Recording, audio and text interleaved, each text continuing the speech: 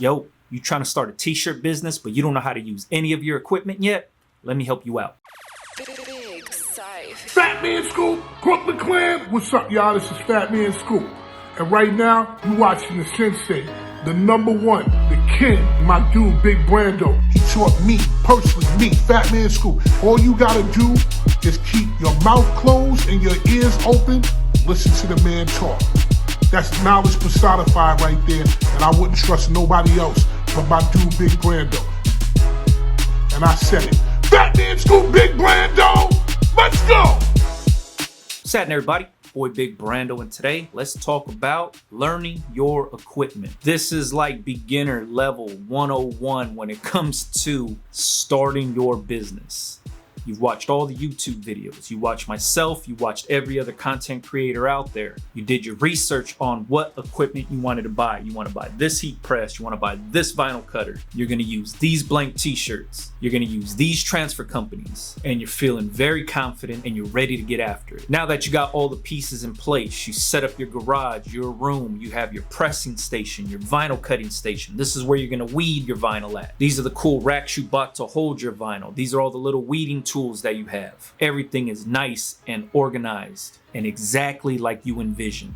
Then you sit down on your computer and you don't know what to do from there. This is a question I get almost every day. Got my heat press, I don't know how to use it. I got my vinyl cutter, can you show me how to do this? I ordered 25 transfers and I wasted all 25 because I ruined 25 t-shirts. Help, I'll pay you to help me out. Can I get on a FaceTime call with you? I'll pay you for your time, blah, blah, blah. Now, there's nothing that I can say to you over a FaceTime call that's gonna get you to understand how to do this stuff. What it takes is practice. You gotta get your reps in. Nobody goes into the gym and just starts lifting all the weight on the bar. Nobody does. You never worked out a day in your life. You're not getting into the gym and loading that thing up with 1,000 pounds and pressing away. It's not how it works. You got to build up to that weight, right? Practice makes perfect. You guys watch videos of myself and other content creators, you got to understand that we've been doing this for a very long time. So although it may look very easy within the videos of however the video was edited or the work process that we have in our workflow, you have to understand that we messed up a bunch of t-shirts before we started doing this professionally. You also have to understand that we have a lot of practice in. We've been doing this for a long time. We got the reps in. Now is your turn. So first things first, you got a heat press. Maybe use the same exact one that I have. Maybe you bought a different one that fits your budget, whatever the case is. On the top of that press, there's a knob on that press. That knob is gonna adjust the pressure on how heavy or how light you press. A lot of times you might have to pull the press down about halfway, not completely closed, but just about halfway, and you start cranking the knob down. So once you start cranking it down and you notice that you can't close the press, like it won't shut, you have to back it off a few turns until you could get it to clamp down. That's gonna be your heaviest pressure setting right there. So remember, the knob on the top, crank it all the way down. You can't close the press, like you can't fully shut it. Back it off a turn or two. Keep backing it off until you can close it shut. That's gonna be your heaviest pressure setting. There's nothing on the readout that says heavy pressure setting. It's all done manually through that knob. So crank that knob down till you can't close it. Back it off a little until you can shut it. You're gonna have to use some force to shut it, but now you know that's your heaviest pressure. Take a Sharpie, mark a little line on the threads of that little knob so you know that's your heaviest pressure. Now, when you load a t-shirt on there and the instructions say press heavy or heavy to medium pressure, you know where your heavy pressure is at. Anything after that, it's gonna be medium. Anything after that, it's gonna be light. Simple enough, right? That's your heat press. Now you understand your heat press. A lot of times it's just the pressure setting that you don't have dialed in. I press almost everything with heavy pressure except for puff vinyl. Puff vinyl, I back it off. And you gotta remember, t-shirts and hoodies have different thicknesses. So what heavy pressure is for a t-shirt, you're gonna have to back it off a little bit to create heavy pressure for the hoodie, because the hoodie's a little bit thicker. Now, next thing is you probably bought a vinyl cutter. You've seen a million videos on YouTube of people using their vinyl cutter, and it makes it so easy. You load up the vinyl, you send the design from the computer to the cutter, boom, boom, boom. Now they're weeding it out, everybody's happy. There's small, little minor adjustments that you need to make within that software that'll make your life that much easier. I use the Cameo, Silhouette Cameo cutter. There's a million videos out there about the Silhouette Cameo. So if you ever have any issues, just jump on YouTube, type in Silhouette Cameo tutorial or whatever Cameo you have. If you have the 4, type in Cameo 4 setup, Cameo 4 tutorial. start to finish Cameo 4, whatever. You'll find a lot of videos, right? Some might be 30 minutes long, some might be 5 minutes long. Pick whoever you want to watch. Watch how they set the machine up. Watch every single thing that they do. This is just a baseline on how to use the cutter. This doesn't show you everything about the cutter. This just shows you how to load the vinyl, send your design to there, cut it out. Now, with that being said, loading the vinyl might be a tricky thing for you because some people might use the cutting mat, some people might not use the cutting mat. So you look up videos on people that use the cutting mat and don't use the cutting mat. That way you know how to load it in, where the rollers are supposed to be. The little latch on the side that releases that bar, that's what's gonna keep the tension on that vinyl. So you gotta make sure that that latch is flipped up correctly when you send it through, because if not, your vinyl's gonna go in and then it's gonna start sliding to the side, because the rollers aren't touching it. A lot of times what people do is they get this new piece of equipment, they set it up on their desk in this nice pretty area on their desk. They throw away the user manual because they're like, man, I'm just gonna watch these YouTube videos and get it cracking. Then they figure out it's not that easy. So look at the user manual if you have to. If not, watch some YouTube videos. However you consume the information, go that route. Now, everybody's gonna be very, very hot to make t-shirts because this is a t-shirt related channel. This is what you got into the business for.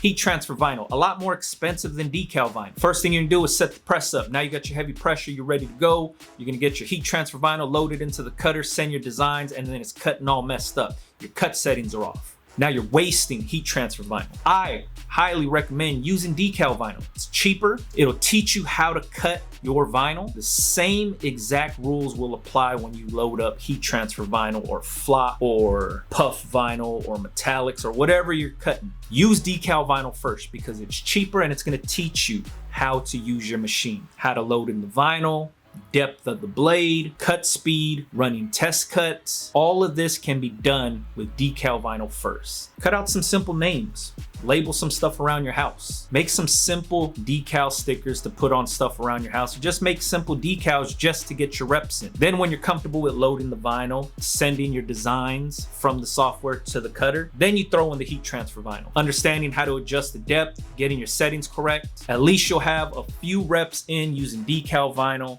And if you fuck up those decal vinyls, at least you know you're only paying $2 a yard or something like that. Whereas a yard of heat transfer vinyl might be like $8 to $10. So trust me when I say practice with decal vinyl first. Now the next thing might be transfers. A lot of people will look at videos and say, that guy's using these transfers, he lays them down, I like the quality of that, I'm gonna use that transfer too. Then you go out and you just buy and order 25, 30 transfers so you can start making shirts. That's a bad idea. Before you place your order sample packs from these people. It takes a little longer, right? You have to place the order for sample packs. You gotta wait for the sample packs to ship to you. You test them out. But what you're doing is trying to save yourself money and time. Most people get over eager. They wanna send their designs out, get the transfer made, start pressing on shirts, and then figure out, oh man, I don't even know how to lay these transfers down. And now you're ruining blank t-shirts, you're ruining and wasting transfers, and you're wasting a ton of money. Do not do that. Order the samples first. Make sure you can lay these things down. Before you actually press like a real shirt, your design on the shirt, take one transfer, cut it up into small pieces. Adjust your settings accordingly. Press hot, hot, hot, hot, hot, and then press cold, cold, cold, cold, cold. The reason I say that, if the press settings say, the instructions say 300 degrees for, I don't know, 10 seconds. Start at 300, then go to 305, then 310, then 315, then 320. And then turn the shirt around and go backwards and go 300, 295, 290, 285, 280. And then you take that one shirt that's gonna have a bunch of little pieces of transfer all over front and back, and you wash it, and then you dry it, and then you wash it and you dry it, and you continue the process to see which one holds up the best in the wash. What this test does is it shows you what is the best settings for you and your press. Just because I use a certain setting does not mean it's gonna work for you. You have to make the minor adjustments to the settings that work best for you and your heat press. The humidity might be different in your space that you're working in, and that'll fluctuate the temperature also. The t-shirts you're using might retain a lot more moisture than the ones that I'm using. Your heat press might have been calibrated at a different time than mine was. We might have the same exact heat press. My heat press is very, very old, so chances are they were calibrated at 2 totally different times. So just because I talk about settings that work for me, use that as a baseline. All right, he uses 300 at 10 seconds. Let me try that. That doesn't work for you. Go to 305 for 10 seconds or 310 for 10 seconds or whatever you have to do. But do your homework. Get the reps in. Do not just go out and bang, just you think you're just gonna start moving. Do yourself a favor, slow down, be patient, and understand the process. Understand what you're doing. It would be the worst for you to take on all these jobs and you never even use the equipment, and then people are gonna come knocking on your door like, where's my job? And you're like, man, I'm trying to figure this out myself. Or you take on all these jobs and you start pressing stuff and you're like, oh, that looks good. It's laid down on the shirt. Then those shirts go to the wash. And when they go to the wash, the print falls off. And then the first thing you can do is like, man, those transfers suck. It's not the transfer, it's the user. You didn't apply the transfer correctly. You didn't do your due diligence by testing out the transfers in the wash before you offered it to the customer. This is what you have to do as the business owner. You want to do good business? Make sure you're putting out a quality product. How do you make sure you're putting out a quality product? By testing your products. So if you just got all your equipment and you're feeling stuck, get the reps in, get the practice in before you spend money on transfers. Get those sample packs in. Use those sample packs as practice. That's all you're doing, is trying to make sure that you can lay these things down. When they send you the sample pack and you have 3 or 4 transfers of that ink formula, if you press that whole transfer down, that's just one chance you get to test it out. Cut it up into 6 small pieces. Now, out of those 3 transfers that you got, you cut them into 6 pieces. Now you got 18 chances to adjust your settings and figure out what works best for you before you place your order. See what I mean? Because that test shirt, you're not gonna be wearing the test shirt. The test shirt is just for the test. You waste 1 shirt and you waste 3 transfers, but you get 18 chances to knock that thing down. You see what I mean? You gotta be smart with your money. Don't just be wasting money out here. Get your heat press, figure out your pressure setting. The buttons that you push, checking the heat, checking the duration time, countdown clock, all that good stuff, easy. Press the buttons. You can learn that through the manual. When you're actually cranking down the pressure knob, that's where you have to do it by feel. Crank it all the way down. You can't close that thing. Back it off a little bit till you can shut it down, and it stays shut. Now you know that's your heaviest pressure. Also, you might want to invest in a laser thermometer. Buy those on Amazon, Harbor Freight, I think Target, Lowe's, Home Depot, they got them. Buy that, so then that way you can shoot your laser at the heat plan to make sure that it's heating up to the correct temperature that you need it to be. Most of these newer presses are pretty good though. What I've been testing out is I noticed that the readout reflects what the laser thermometer says, which is cool. Also remember this, when your press is heating up, say you need to set it at 300. You set it for 300 and then it's going up, then you hear beep, beep, beep, it's at 300, it's blinking, it's ready to go. It's not ready to go. What that press does is it goes past 300 and then levels back down to 300. So imagine it going to like 315, so it heats the whole surface, right? If it just goes to 300 and stops and it doesn't just maintain, you gotta remember it's gonna go past that. So it's gonna go to like 315, 320 to make sure the whole heat platen is at 300, and then it's gonna taper down back to its cruising temperature of 300, right? So when you're first starting up and you flip the switch and then you set it to whatever heat you need it to be at, and you set it for 300 and you hear it go beep, beep, beep, saying that it's ready, it's not ready. Give it like 10 minutes.